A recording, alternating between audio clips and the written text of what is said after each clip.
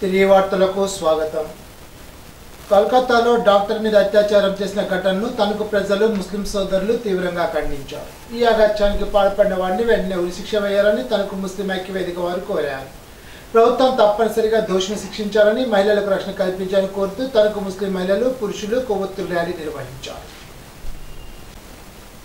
పెనుమంట మండలం ఆలమూరులో viral fevers విజృంభిస్తున్నాయి. అనేక మంది విష జ్వరాలతో ప్రైవేట్ ఆసుపత్రిలో చికిత్స పొందుతుండగా మరికొందరు బట్లమగుడూరు ప్రభుత్వ ప్రాథమిక ఆరోగ్య కేంద్రంలో చికిత్స చేయించుకుంటున్నారు. ప్లేట్లెట్ కౌంట్ తగ్గి అనేక మంది ప్రైవేట్ ఆసుపత్రిలో చేరి జేబులు గుల్ల చేసుకుంటున్నారు. ఇటీవల ఆలమూరుకు చెందిన ముగ్గురు జ్వరంతో బాధపడుతూ ఆసుపత్రిలో చికిత్స పొందుతూ వివిధ కారణాల వల్ల మృతి చెందినట్లు తెలిసింది. దాంతో గ్రామ ప్రజలు జ్వరాలంటేనే బెంబేరెత్తిపోతున్నారు. ఆలమూరులో సుమారు 600 మంది నుండి 700 మంది వరకు ఇప్పటికే ఈ వైరల్ ఫీవర్ సోకినట్టు తెలుస్తోంది. ప్రభుత్వ ఆసుపత్రిలో వైద్యం నిమిత్తం రోజుకు 100 నుండి 120 మంది జ్వర పీడితులు ప్రభుత్వ ఆసుపత్రిలో వైద్యం చేయించుకుంటున్నారు. జ్వర పీడితులు రక్తకణం తగ్గుముఖం పట్టడంతో ప్రజల ఆరోగ్యరీత్యా అనేక ఇబ్బందులు పడుతున్నారు. వైద్య ఆరోగ్య శాఖ జ్వరాల తగ్గుముఖం పట్టేందుకు చర్యలు చేపట్టాలని స్థానికులు కోరుతున్నారు. పెనుమంట మండలం మార్టేర్ సెంటర్లో మాల మహానాడు ఆధ్వర్యంలో మానవహారం నిర్వహించి అంబేద్కర్ విగ్రహానికి పాలాభిషేకం నిర్వహించారు. అత్యున్నత న్యాయస్థానం ఎస్సీ వర్గీకరణకు అనుకూలంగా తీర్పునివ్వడంతో దేశవ్యాప్తంగా నిరసనలు వెల్లివిరుస్తున్నాయి.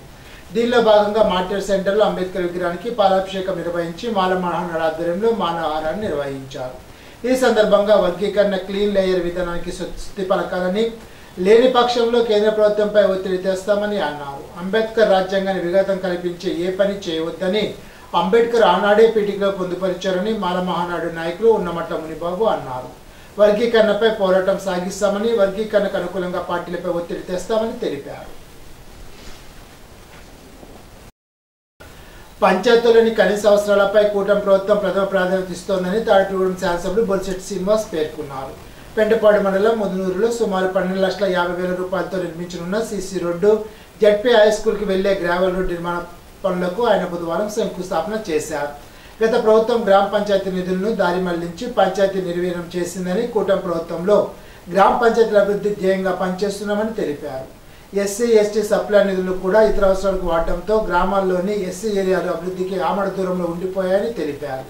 ముదునూరులో త్రాగునీరు పూర్తిగా కలుషితమైందని, సమస్య పరిష్కారానికి చర్యలు తీసుకుంటున్నామని తెలిపారు. ఉండి మండలంలోని చెరుకువాడ మహాదేవపట్నం గ్రామాల్లో బుధవారం ఉపాధి హామీ పనులపై సామాజిక తనిఖీ గ్రామ సభలు నిర్వహించారు. చెరుకువాడలో జరిగిన సభలో సర్పంచ్ కొండవీటి సాంబశివరావు ప్రజలను ఉద్దేశించి మాట్లాడారు. గ్రామంలో 71 పక్కా గృహాల నిర్మాణానికి 24,000 చొప్పున ఉపాధి హామీ పథకం కింద నిధులు మంజూరయ్యాయని వివరించారు.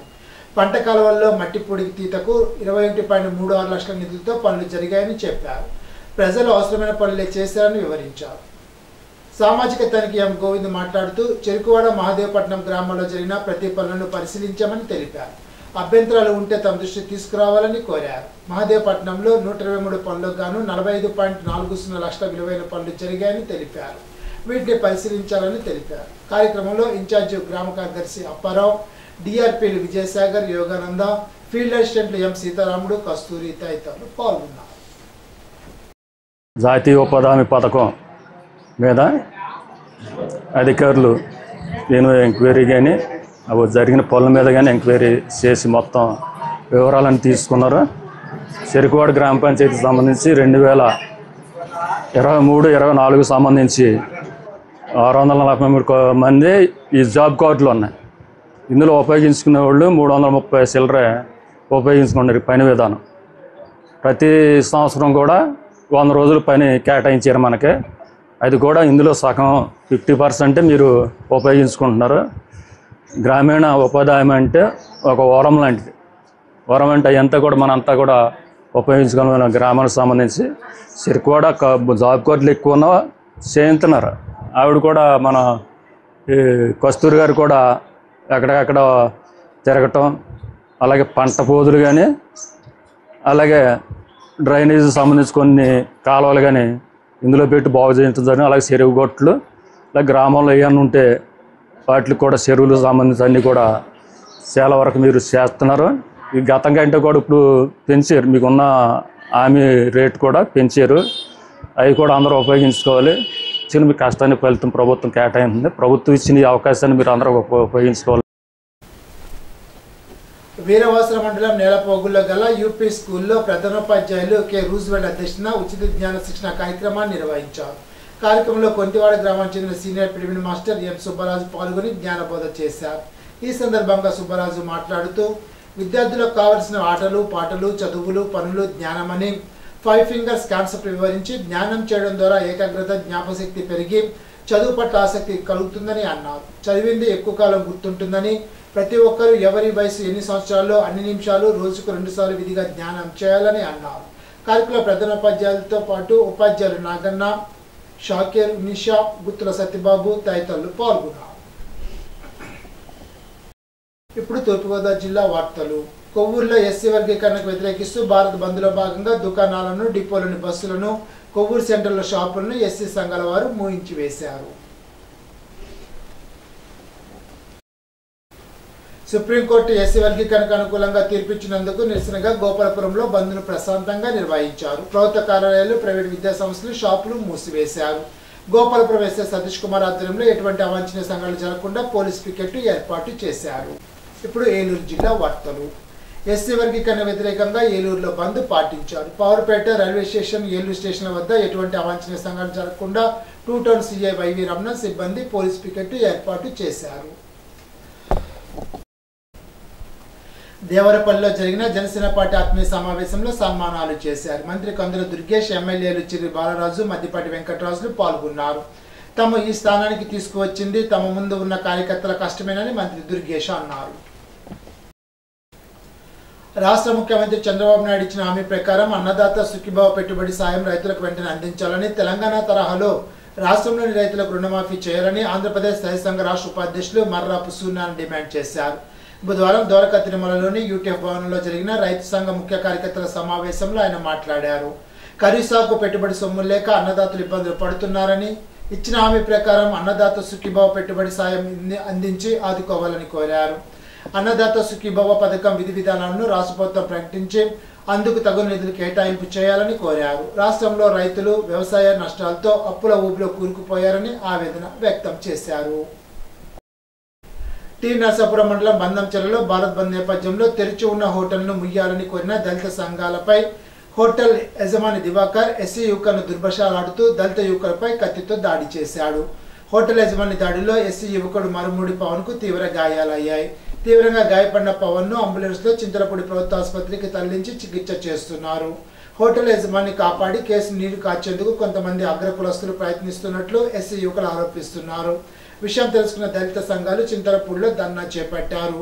విషయం తెలుసుకున్న జంగారెడ్డిగూడెం డీఎస్పీ రవిచంద్ర చింతలపూడి ప్రభుత్వ ఆసుపత్రిలో చికిత్స పొందుతున్న మరుమూడి పవన్ను పరామర్శించిన అనంతరం మీడియాతో మాట్లాడుతూ దాడి చేసిన వ్యక్తిని చట్ట ప్రకారం అరెస్టు చేసి అతనిపై చట్టపరంగా చర్యలు చేపడతామని తెలిపారు. నా పేరు మారుమూడి పవను. ఈరోజు మాది బందంచెర్ల. ఈరోజు దేశవ్యాప్తంగా ఎస్సీ ఎస్టీ వర్గీకరణ చేయొద్దని మేము బంద్ చేస్తున్నాము. అయితే షాపులన్నీ మూయడానికి వెళ్ళాం. అందరూ మాకు సహకరించి షాపులు మూసేశారు. ఇంకో షాప్ టిఫిన్ షాప్ ఉంది, అక్కడ కూడా వెళ్ళి చెప్తారని వెళ్ళాం. చెప్తానంటే వాళ్ళు మేము షాపులు మూయాం చెప్పాము. చెప్పి పావుగంట దాకా నిల్చున్నా సరే మేము చెప్పింది వినకుండా యథావిధిగా వాళ్ళ పని వాళ్ళు చేసుకుంటున్నారు. తర్వాత మళ్ళీ మేము శాంతియుతంగా చెప్పాం, అందరం మూసారు, మీరు కూడా మూయండి.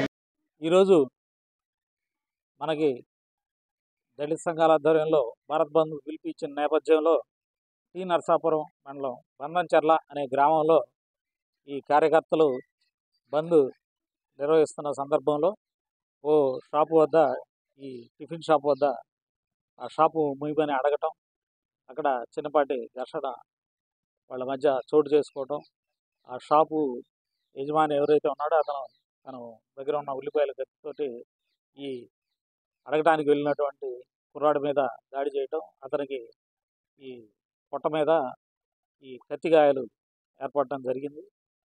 ఈ కేసులో అతను వెంటనే హాస్పిటల్ తీసుకురావడం, డాక్టర్ గారితో మాట్లాడటం జరిగింది. అతను అవుట్ ఆఫ్ డేంజర్లో ఉన్నాడు, క్షేమంగా ఉన్నాడు.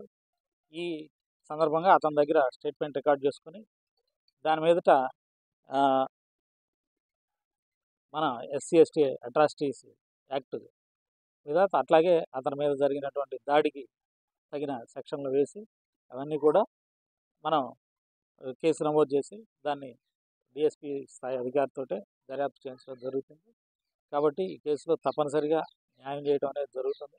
ఎవరు కూడా దాని గురించి ఆందోళన చెందొద్దని ముద్దాయిలందరూ కూడా అరెస్ట్ చేయడం జరుగుతుంది. ఈనాటి బంగారు మాట. విజయాన్ని అడ్డుకునేవి ప్రతికూల ఆలోచనలే. క్రింద పడ్డామని ప్రయత్నం ఆపితే ఎప్పటికీ లక్ష్యాన్ని చేరుకోలేం. అబ్దుల్ కలాం. ఈ వార్తలతో సమాప్తం. తిరిగి బిజినెస్లో కలుసుకుందాం. అంతవరకు సెలవు. నమస్కారం.